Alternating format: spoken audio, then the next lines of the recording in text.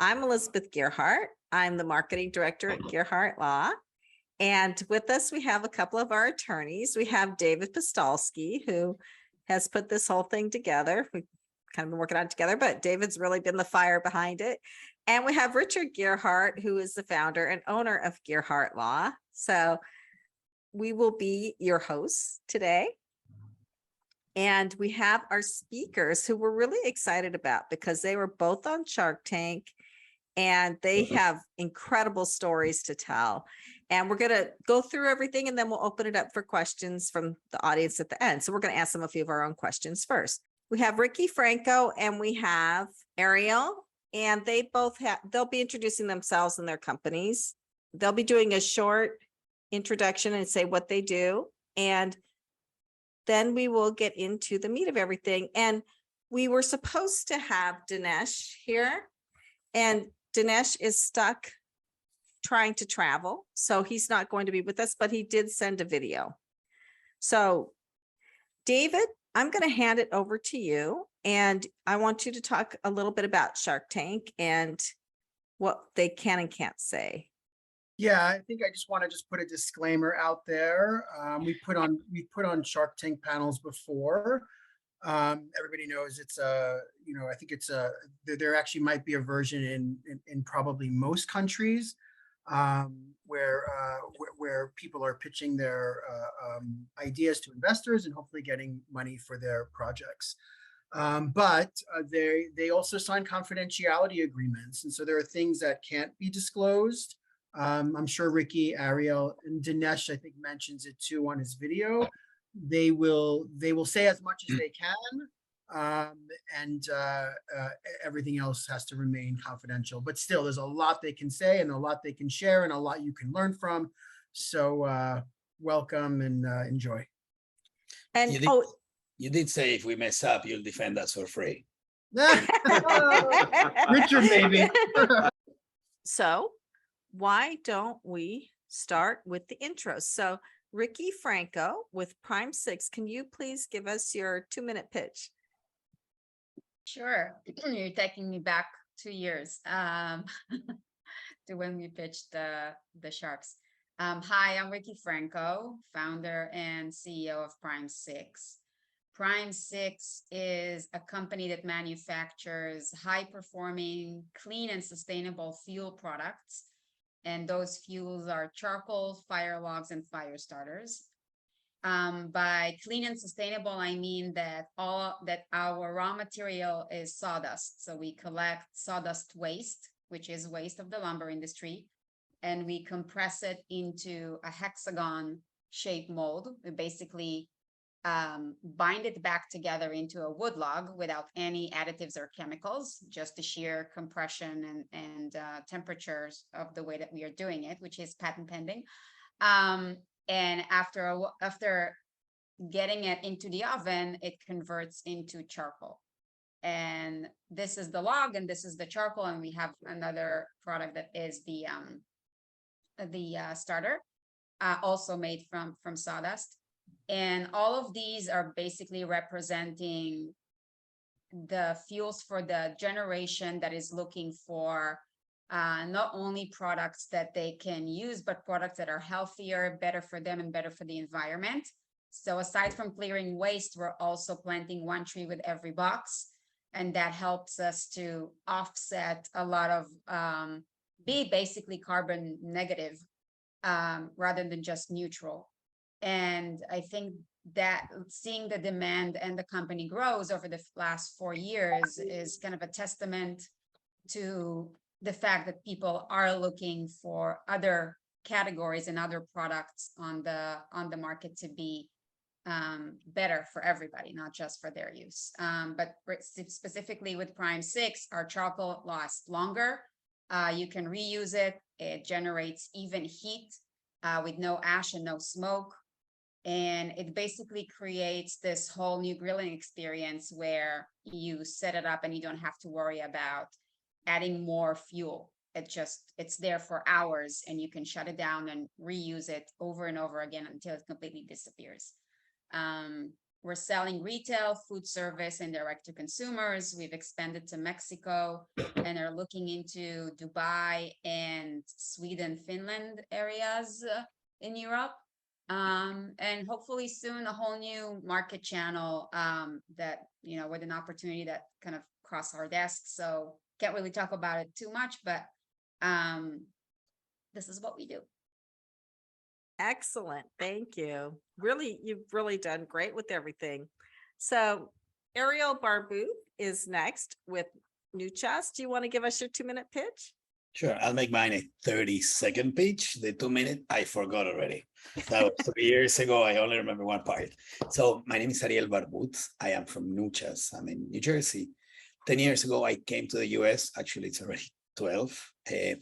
With my wife, Lenny, and a few $1,000s with a dream of making empanadas a main staple in the US. We quickly realized we came with something from Argentina, and we quickly realized that what brought us here wasn't really Argentina, but our love for cultures, our love for things from other places. So we decided not to do an Argentine thing, and we started working with food from around the world. So we're on a mission to bring the world together through unique flavors that remind us how delicious our differences can be.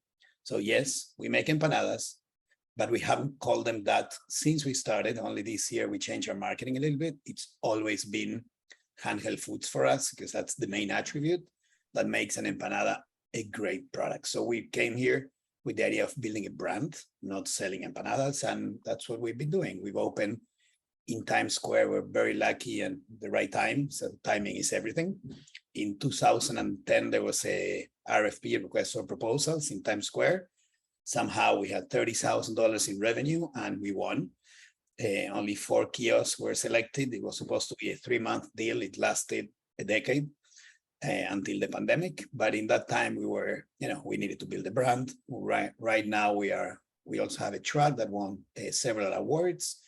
We've opened 2 locations at the Javits, and depending on the event, sometimes we have 7.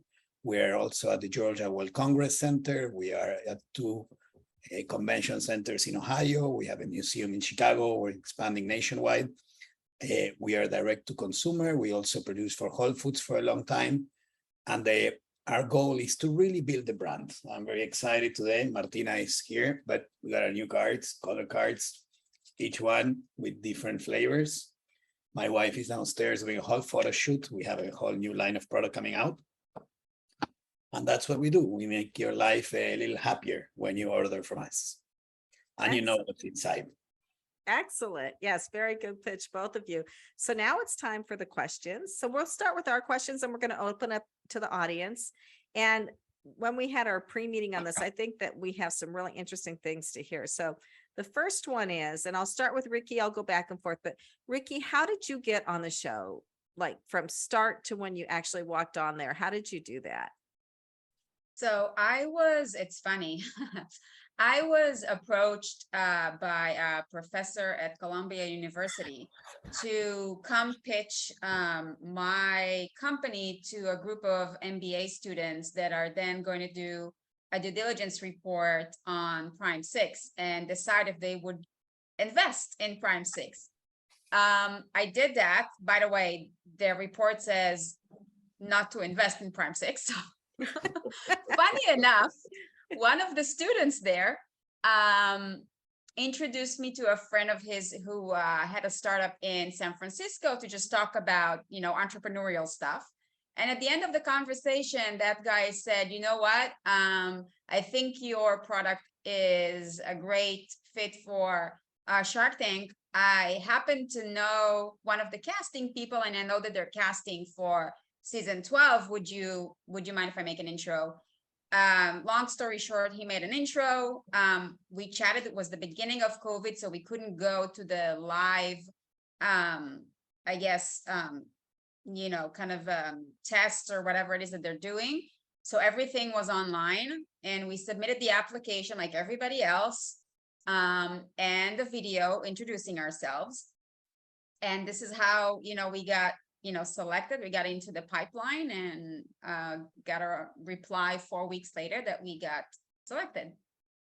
So what do you think you did in the video that made you stand out? I think our passion for Prime 6 is what really drives people to get excited about charcoal. Until today, when I talk about the brand, whether it's to a chef or a buyer, I see their reactions and the way that they are kind of, they get excited about something new, something innovative, something that nobody has done. And so I think that was part of the enthusiasm and what drove the production team to say, this is interesting enough to put on the show. And I think it might be interesting for the sharks too, because at the end of the day, they are looking to make investments. Right. So what about you, Ariel? How did you get on the show? So a little bit different. I've actually have a friend who was in Shark Tank back in 2016, also a client of yours. In 2016, he's like, I'm applying for Shark Tank. He was getting in. His producer heard about us and he referred us. I started applying and I realized I wasn't ready. So we had a great business. We're in Times Square, but we still didn't have national reach. So like everything, you want to do things at the right time. You don't want to waste your one shot. So I studied my application 2016 and I stopped. I said, you know what, this is not the right year for us. I pulled back. And 2018 came, we already had this opportunity of shipping nationwide and doing other things that would allow us either through franchising or to reach customers in the West Coast. So we figured it was the right time. And the way I did it was, there's a few casting agents out there. We got an email from the Brooklyn Hispanic Chamber of Commerce. That was a Wednesday. I was home. I got home at like 10 p.m. I saw the application. It was a 3-minute thing. 5. I filled it up. On Thursday, I got an email saying, open, the casting is tomorrow. Be there at 8:30. Actually, Thursday was Friday. So I had one day to prepare. And from there, we kind of practiced a lot and knew we were going to get in there. We had an interesting story. And just like Ricky, it's hard to get passionate about something, but people see that. I mean, when I talk about empanadas, my wife is like, you're talking about an empanada. It's like,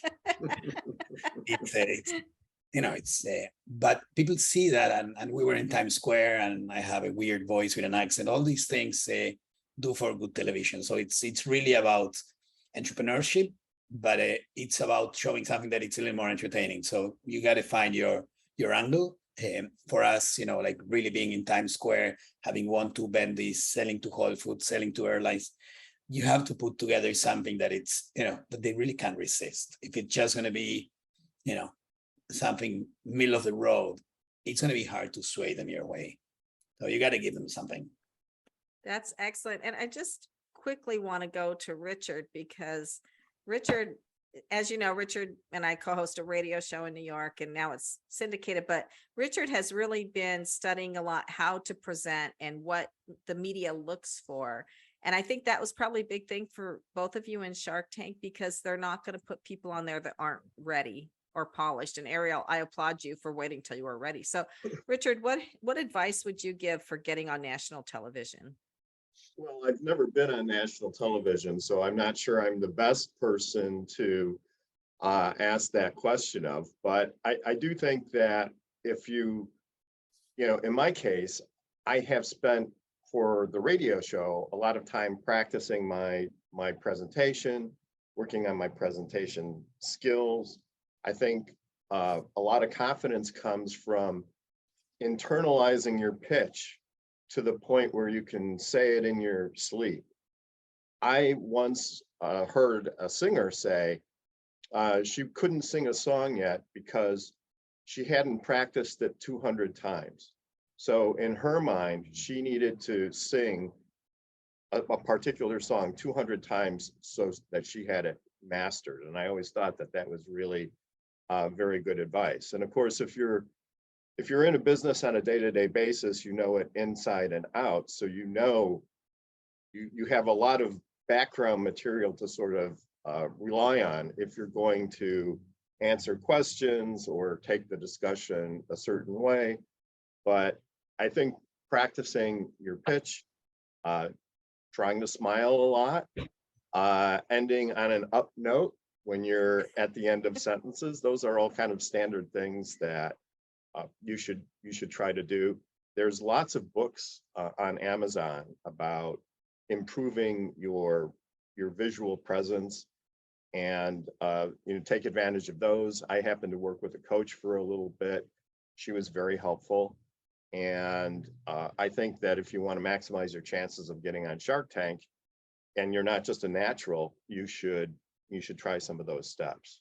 So it made a big difference for me, or at least I think it did. And Yes, it's something I actually enjoy now. I used to dread getting out in front of an audience, and if you let me keep going, I won't shut up. So it's, okay, well, we better stop you then. Bad news. So now we're going to get down to a little bit of the emotional nitty gritty. So Ariel, I'm going to start with you on this one. How did you feel when you were standing in front of that panel full of people peppering you with questions? So first, let me say 200 times sounds like about right, because the difference between my first try and the day of the show were probably 200 times recording yourself. And you don't want to stumble. I mean, it's okay if you do, you're human, and they'll understand all those things, but it is a moment of reckoning. It's, you're standing there and they're about to record and you're walking the thing. And I used to watch show all the time until the week before they were going to air mine, or I think it was until the week before I went to film. I don't know which one, but it's different when you're watching it, and all of a sudden all that pressure that you feel on other people, it comes on you, and you got to handle it different, and you do need to practice, and you do need to find your center. I actually I took my cart with me. I don't know if you saw, there was a guy giving away the empanadas with red glasses. He's also my coach. He happens to be in California. He does stand-up. He's great. But I took the cart, and the night before I was a little stressed, and they allowed me to go in and clean it, and I did the all like wax on, wax off, put some music, and it really helped me, sleep well. You need to sleep well. I mean, otherwise you go in there and it's still going to be fine. And there's people like, I'm sure if Dinesh would have been here, he would be a lot, more comfortable. But you got to practice, and you really have to be ready. A lot of meditation, light music, good So night's sleep. how did it feel? Were the questions spaced out and slow and reasonable, or did they rapid fire pepper you? And how did it make you feel up there in front of them? I did my pitch went smooth, which I was very excited. And the questions were fine until they were not. Everything is fine until they just start giving it to you. 1, 2, they start arguing, and you see that on the show. I mean, everything is, he said it, you could see some of my faces. I do recommend trying to avoid that face as much as you can. But if you give them the face, they will use it. They might use the same face a few times. But it felt good. At some points you're confused. I was alone. Some people have, sort of sidekicks, number people, and that help them answer. I am a literal person, and maybe they said something, and you're not supposed to move, and I moved. I was like, I'm here, and I was like, I came, and I was like, don't come here. I was like, said come here. So there are moments where there's a lot of things happening. I remember almost everything, but it does get feisty. It could. I was fortunate. I went in, pretty hot with numbers that I knew were gonna create some form of a discomfort, but it went pretty well overall. I came out of there with, not with what I wanted. I really wanted a partner, but came out of there thinking, okay, I presented what I needed to present. It's not only about presenting to them, it's about really telling your story and telling your idea. Well, I do think it takes a lot of courage to go on national TV and in front of a panel and to have to defend yourself. So, Ricky, what was it like for you? How did you feel? So practicing has been our focus. When we were shooting Shark Tank, it was the beginning of COVID. And we had to, it was like the first 3 months where there were hardly, any tests available, and there was no vaccine and nothing like that. And we traveled 10 days before we actually got to go down to the studio, and we had to quarantine for 10 days.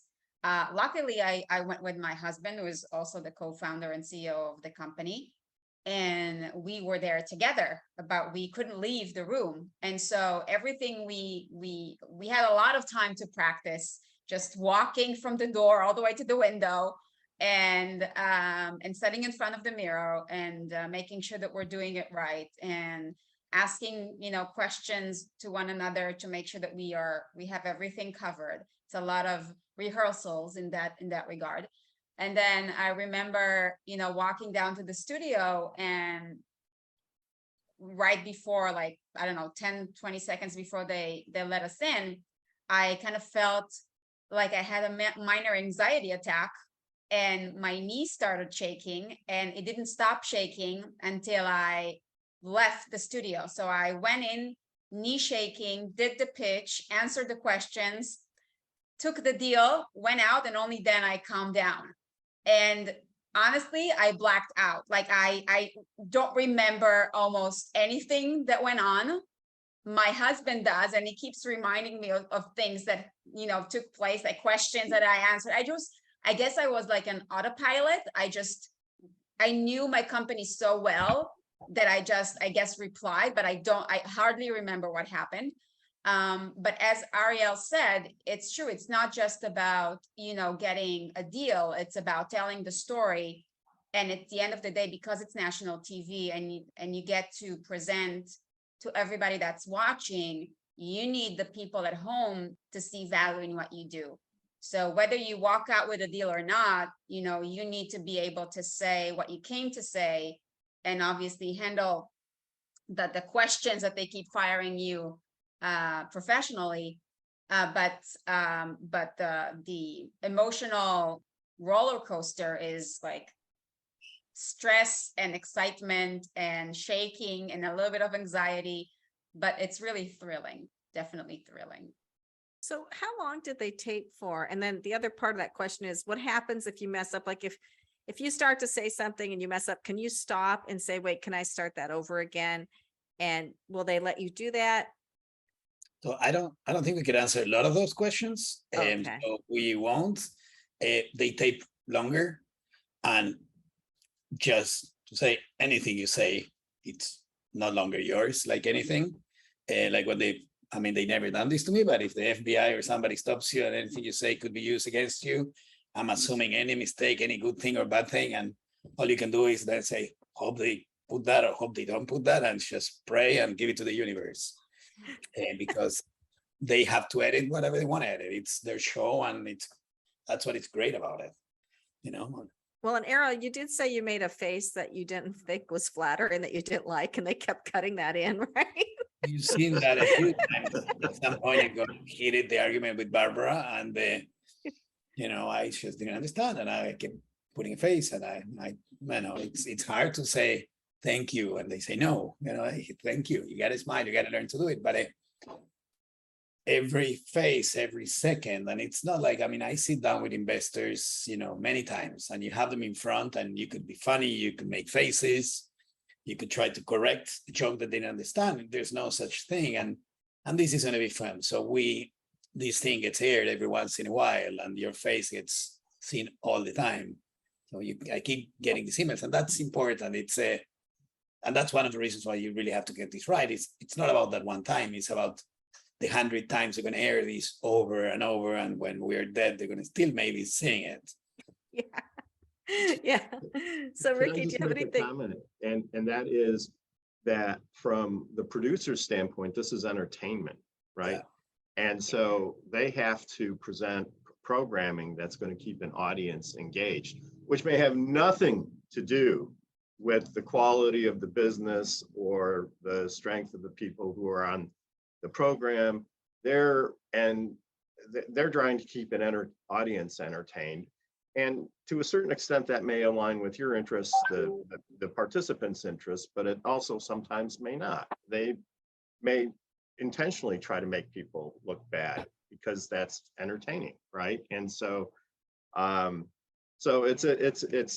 it sounds like a really interesting experience, but all of media is like that. It's really about keeping the eyeballs on the screen so they can sell advertising, right? And And they're going to do all sorts of things to try to keep people into that. So, Right. It's the real double-edged sword. I mean, you need to be in the media if you really want to get successful and sell a lot. And if you are selling a lot, people are going to be interviewing you.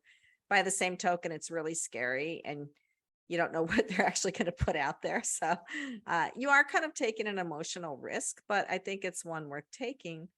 Ricky, did you have anything that you wanted to follow up with about messing up or anything like that? Or you don't remember if you messed up or not because you were kind of in I this don't fugue think- state. I don't know if, I mean, I don't remember messing up, but maybe they didn't edit it in. We were, I think it's correct what Richard said about, you know, it is at the end of the day, it's entertainment, it's a show. It needs to be intriguing. It needs to get people to react to different stories, because if everybody's so professional and everything, it's just boring, right? I think they're built, I mean, I believe the production has, you know, based on what they have on tape, kind of create a story about your company as a frame. And we were under the innovators hat.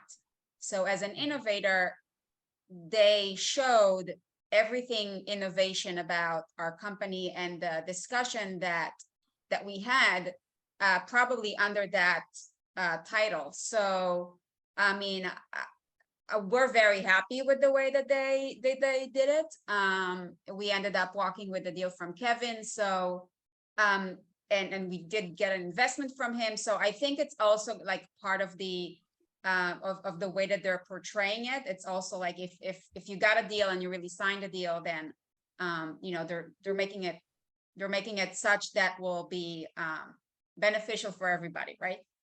Excellent. So I do want to say here, we're getting some questions in the chat. So we have a couple more questions of our own, and then we'll do the questions from the chat. I think as soon as we finish our round of questions, though, we do want to play the video of Dinesh, and then we'll get into questions from the audience. So please put your questions in the chat if you want, or you can raise your hand. I just have 3 more questions. So the next one, I really want David and Richard to pitch in here with our presenters.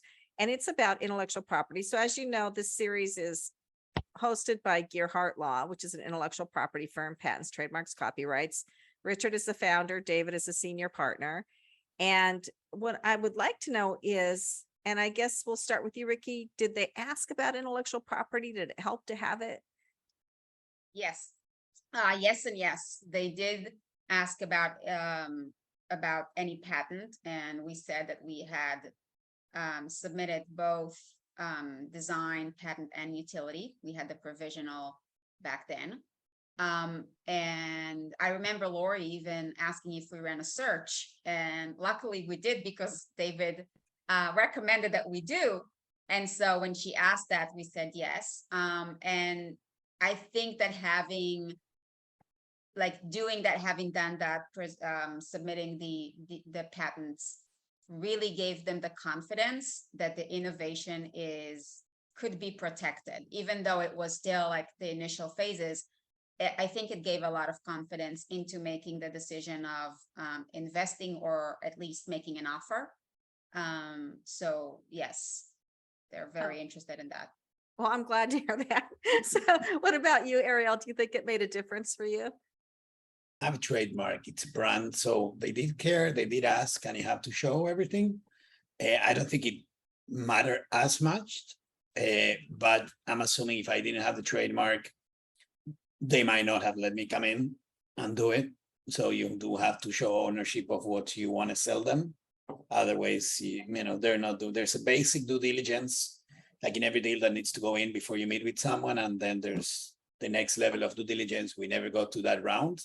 You do need to be prepared for it. So one thing we haven't discussed is, besides coaching and everything else, I did engage an external CPA. At the same time, we have all the numbers in order, but I wanted to be audited. So I brought somebody and I had them do an audit, make sure that my margins, my numbers, everything was calculated the right way. I didn't want to go in just with the numbers I worked. They turned out they were right, but I wanted that second validation. I wanted to walk into that place not only knowing my pitch, but you know it's going to get rough, and it's going to be about valuation, and that part you want to have it ironed out. That's excellent advice too. So David and Richard, I'll start with you, David, but both of you can talk about this. Can you talk about the intellectual property process a little bit? And for instance, Ricky mentioned the search. Can you talk about why that's important? Yeah, I mean, I'll be brief, but I remember early episodes of Shark Tank, for those of you who have watched as long as I have, where a few of the entrepreneurs were kind of caught with their pants down because, you know, all of the sharks knew that there was something out there that was similar to what they were presenting. Somehow it got through due diligence. I think the show kind of caught on after that. Yeah, doing a worldwide patent search or even doing a trademark search of what you're going to be pitching and or possibly patenting is probably the first thing you should be doing, or any of you should be doing. You should be doing that search prior to even applying to Shark Tank, right? You should be doing it as soon as you have the concept in your head, so that you know whether you should be continuing on this path or not, or whether you should be, pouring more money into it or not, right? It's like insurance. So I'm a big fan. There's no requirement that you do searches, but it's like going in blind if you're not. So I'm a big fan of doing worldwide patent searches, definitely if you're going to be on Shark Tank, but way before that as well, like earlier in your process. And the same thing with your brand, for sure. Yeah. I don't know if Rich has anything to add.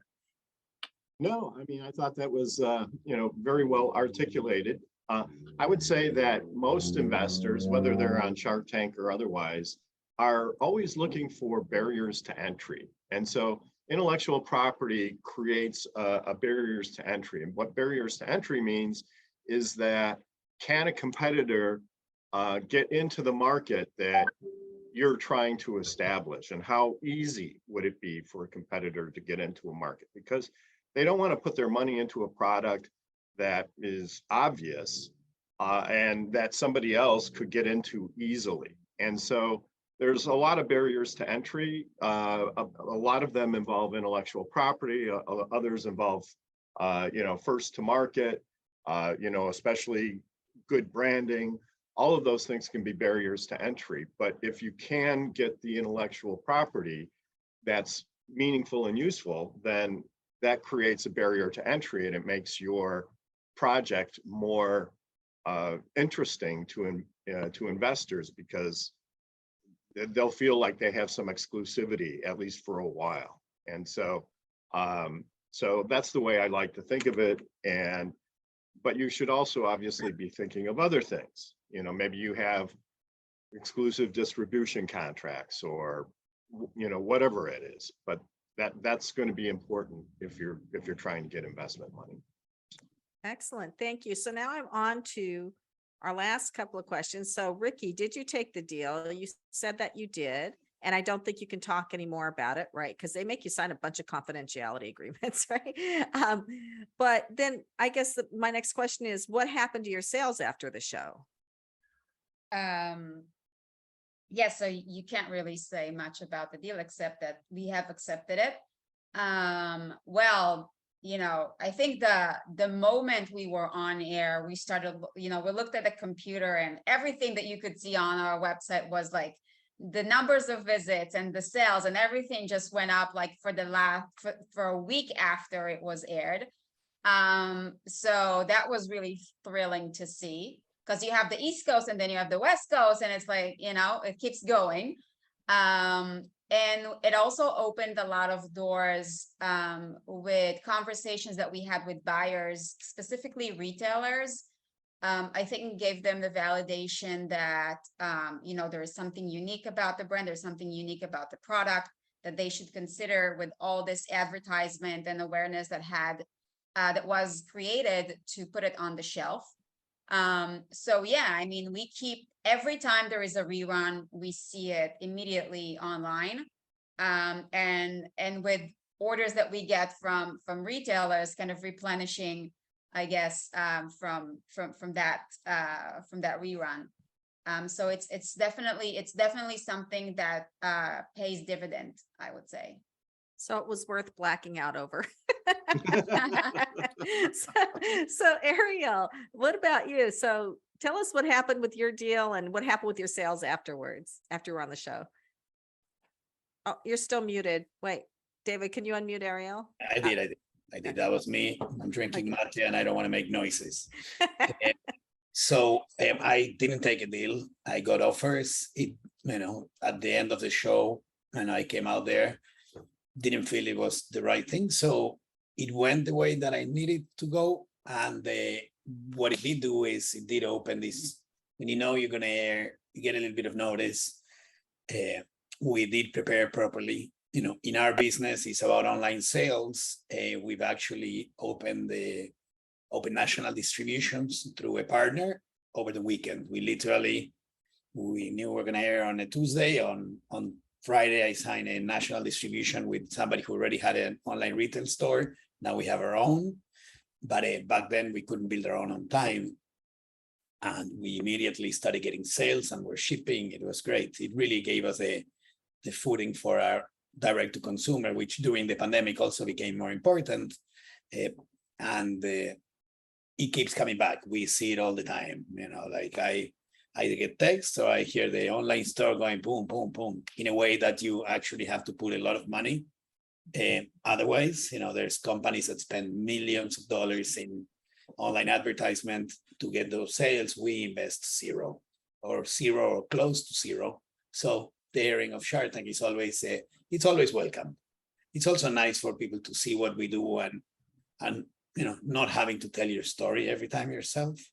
That's priceless. If you could just have a recording and say, what do you do? And you could just update it a little bit if they let you. They do that, but mostly for companies that went in.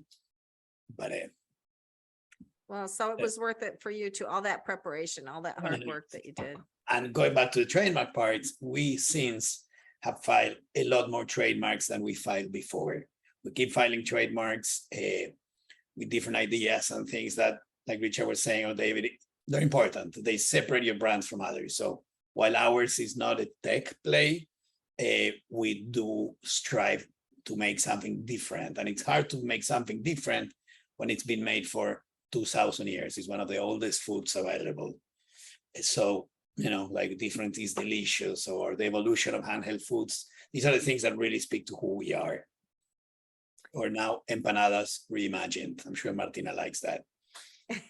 Excellent. So speaking of video, David, do we have Dinesh's video? I think this would be a good time to play it. We do. So we should just explain. So Dinesh is the CEO of Incredible Eats. He was in India for a few weeks. He has a factory over there as well. And United canceled his flight. And so he was rebooked on another flight. And so he's literally flying as we speak. But he was nice enough to prepare a very short video. And it will kind of cover all the questions that you heard. And he also has a great story. Hi, everyone. This is Dinesh Tadipalli from Incredible Eats. I'm sorry I couldn't make it to the show because of a last-minute flight cancellation. I'm happy to share my experience I had with Shark Tank.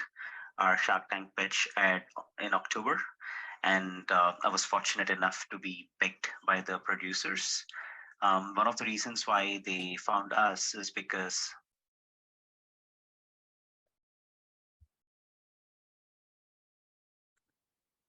we just lost the sound. The pitch competitions are pitched close to I reminded it. trade shows in 2019. And each trade show that I went, I pitched my product to the pitch competitions or the product competitions that existed there. That helped me a lot. And I think one of the pitch competitions gave me a good PR, and the producers found me through that. And that's how I was able to get in. But again, it's not guaranteed. Just because they picked you or they selected you or they chose you, they scouted you, you'll be into the tank. You'll have to still go through a few steps that others go through. You'll just be avoiding the casting, the initial casting that happens for everyone. But beyond that, I prepared quite a bit, and I used my friends and family as my panel, and then that's how I practiced. And thankfully, I don't have much stage fear. I don't have any fear to talking with the sharks or any other people. So I think I did a pretty decent job out there. But one suggestion that I would like to give is be ready to manage all 5 sharks at the same time. On TV, it shows as if one shark is talking to you and you're replying back. But in reality, on the carpet there, all 5 of them will talk to you at the same time. And apart from making sure that you remember your numbers, your company, or like your life stories and everything, you still have to make sure that you manage all the 5 sharks at the same time. So that was a challenge. It was actually a surprise for me. But otherwise, the experience was amazing. I was very actually fortunate that 4 of them were interested in our company, and I chose one, Lori. Regarding like if we mess something up or something like that on the tank, you don't have to worry too much about it because they're flexible, and the sharks understand that you're under pressure, and you're answering a ton of questions. And another fact or quirky thing is that the pitches go on for like more than easily 30 minutes. I think mine went on for almost 90 minutes, and they edit out and show only like few minutes on the TV. And one thing that helped my valuation when they grilled me with the valuation is having an intellectual property already being taken care of. I thank David for that. We actually had a unique patent how to manufacture edible cutlery. By the way, we actually make and sell edible spoons, edible forks, and edible straws in order to reduce single-use plastic. And apart from this, after the show, there was some due diligence that happened, and the deal did not go through. I don't think I can disclose more information beyond that. And the sales wise, it was a huge marketing opportunity. Beyond marketing, for me, the major win. Hammer, you want me to charge for the? Like for Shark Tank, it was very hard for me to go to any big chains or customers, any big customers. They didn't take me seriously. They literally thought some Indian guy is calling them up. He found edible spoons to replace plastic. But Shark Tank gave me the credibility that is required. And beyond all the marketing and the sales bump that we received so far since it aired, it helped us with the credibility. Just to give an example, just 1 month ago, Shark Tank put the entire pitch on YouTube, and it went viral. In fact, when they the day they put the video on, it was trending top 10 on YouTube, and then within a month, it already gathered 3.5 million views. So that's a huge marketing win for us, and we again saw a spike in sales right now, apart from when we went on TV before. So yeah, so I think this is what I could share from my experience, and the suggestions to people who are aspiring to go into Shark Tank is keep your patents or any other technology that you own. Show them as your strength with respect to your valuation. Be very prepared with your numbers and your pitch. The first 90 seconds is very crucial because that's when the sharks don't disturb you, and you can actually make sure that you do it very well. But don't really worry too much about if you mess some things up. I think there will be opportunities for you to come over it. And yeah, be yourself and prepare very well, and all the best to everyone. And again, thanks for seeing me on the video rather than in live and on the Zoom. But otherwise, it was really nice being part of this panel. And thanks to David and Elizabeth for this opportunity. Appreciate it. This is Dinesh Tadipalli, again from Incredible Eats Inc. And we make edible cutlery to reduce single-use plastic consumption. You can visit our website, incredibleeats.com, or our product is also available on Amazon. Feel free to ping me on LinkedIn if you have any questions. Thank you. Appreciate it. Bye-bye. Awesome. He did I a gotta great say, job. he's very good. He's good. He was good.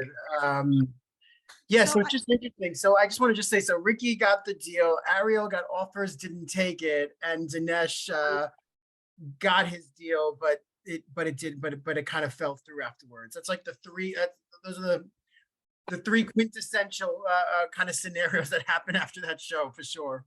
But everybody saw their sales go up. So that's the beauty of being on national TV. And I love that they put his on YouTube. I didn't know that Shark Tank would let you do that. But that apparently brought him a lot more sales as well. Yeah, no, they put it on YouTube. Oh, they put it on YouTube? Yeah, So because they were like doing marketing for the new season. So they were trying to, Well, so that's wonderful. So we do have questions in the chat that I would like to get to. So, Dr. Farb, are you still here? Yes, I Danny- am. Yes, Hi. hi. Hi, it's been a while since I saw you. Yeah, Dr. Farb was on our radio show early on, and he actually got a lot of social media attention for his company, his turbine. It was turbines, right? Right, right, small wind turbines. Yeah. I remember that. Yeah. And eh, we're actually doing rather well right now. We finished recently a $9 million round, and we're about to start another one, and we're starting to manufacture in the United States as well as in Europe. Well, Congratulations. That's excellent. And I see Antonio Perez here, another client, a Gearhart Law client. Hey, Antonio, and you're Hey. doing well. And then I see Michelle Spell, who you were on the radio show, right? she was not on the radio show. she She was wasn't- on TV. She Cupcake won Wars, Cupcake isn't it? War. Yeah. Right. She won Yeah. Cupcake Wars long ago. So, Michelle, and then you relocated from the Northeast. So how are things going for you now? It's fantastic. It's been really good for us. We do miss New Jersey and New York people, but we're loving it down here, and sales have been good. The business is doing really well. So this is our 11th year, and when we first opened, we were jumping on this food trend, and there were a lot of people who loved what we did but didn't think that we would last very long. But we have continued to adapt and reinvent, and we're going strong. And now Ava, who we named the company after when she was just 2, she's in operations with us on a daily basis. So we're seeing the next generation come in. So yeah, it's really exciting. Is it still just cupcakes?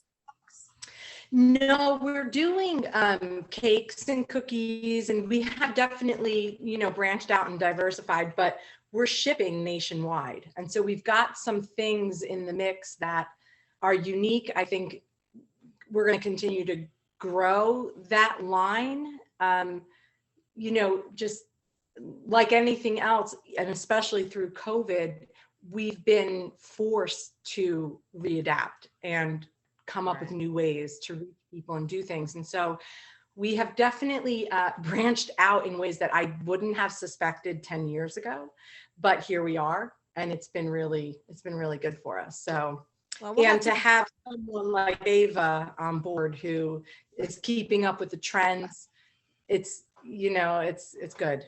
Well, we'll have to hear more from the both of you. I think for those of you who don't know, Richard and I co-host Passage to Profit, a nationally syndicated radio show. We put entrepreneurs on the show promoting their companies. So if anybody here has a startup, and you don't have to be making millions of dollars, it can be a true startup. You're welcome to come on the show, passage2profitshow@gmail.com, email us. But now I want to get to the question. So Daniel asked, can you answer what stage company and what valuations are accepted? And I'm going to give that to Ariel and Ricky.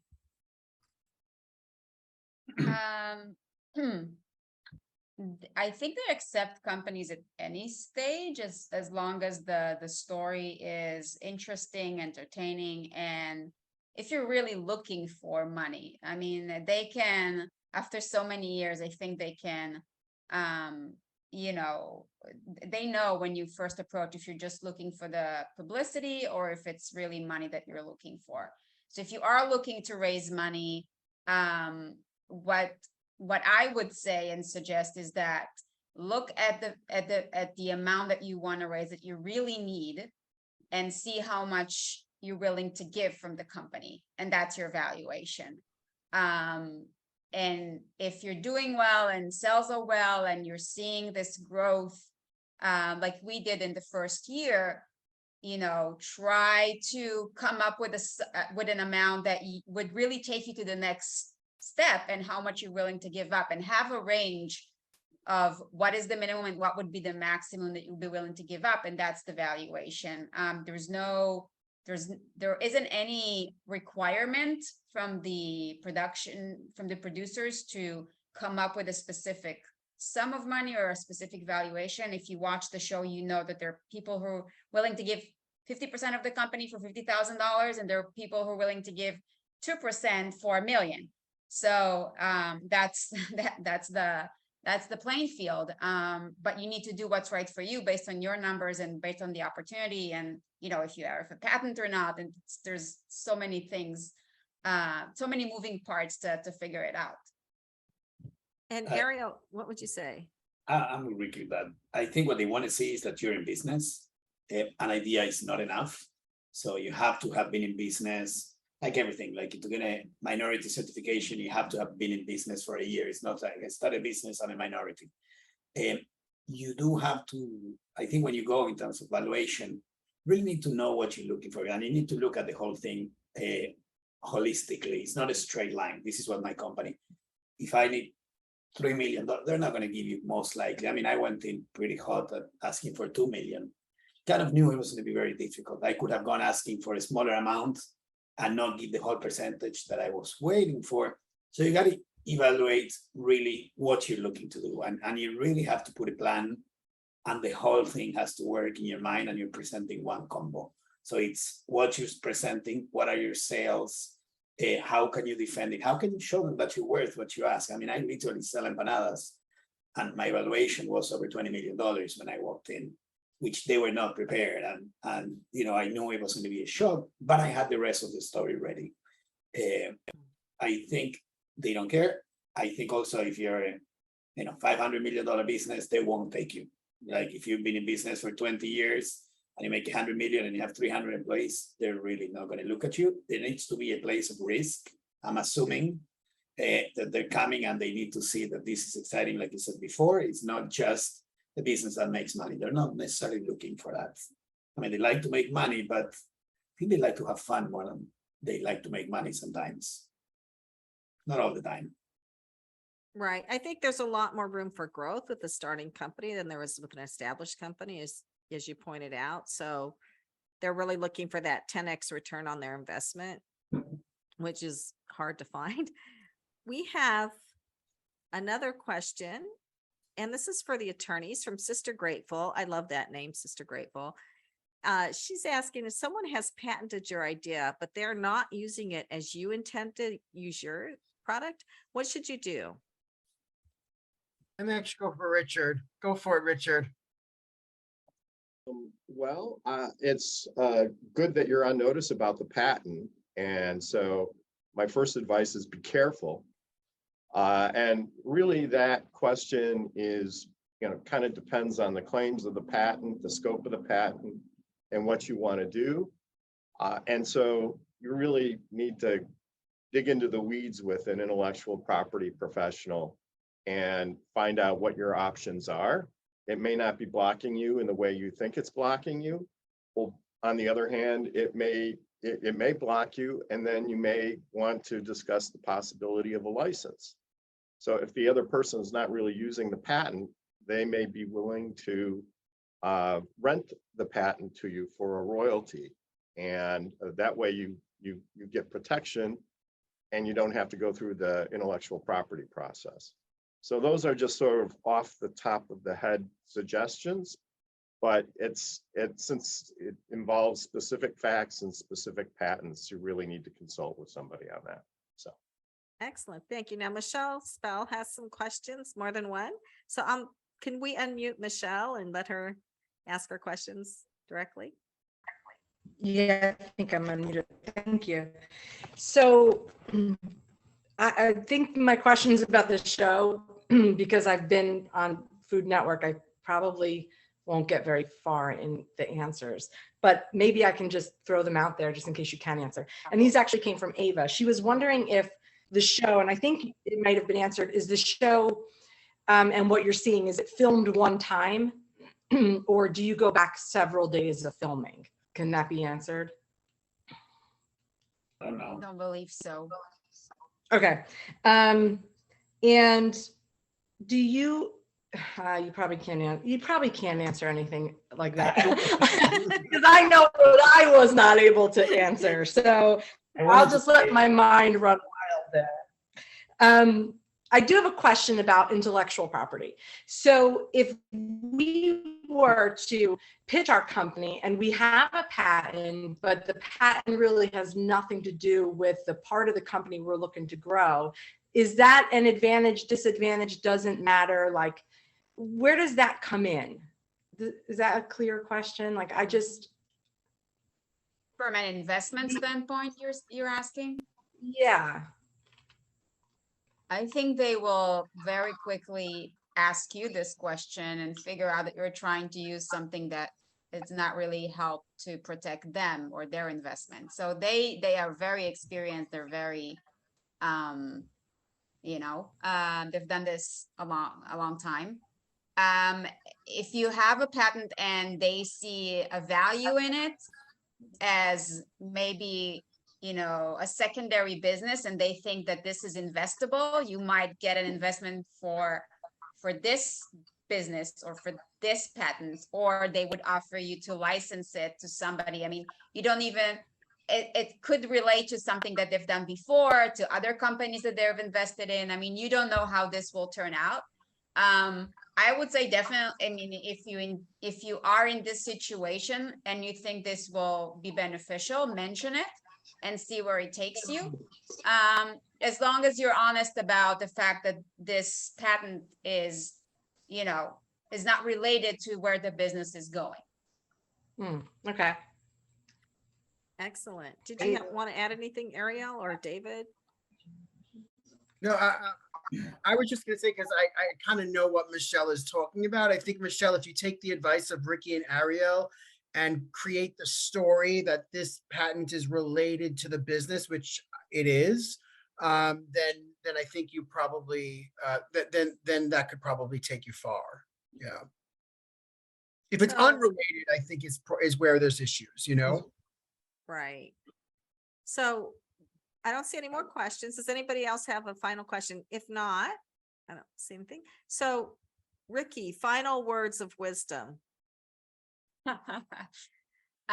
If you have an opportunity to go on the show and you are ready for it, as Ariel said, he felt that in 2016 it was, not the right time. But if you feel that going on national television, presenting your business, your innovation, your whatever, is the right time for your business because of the stage of where the business is, in my opinion, do it. Know what it means to be on TV in terms of knowing everything, the inside and the outside of your company.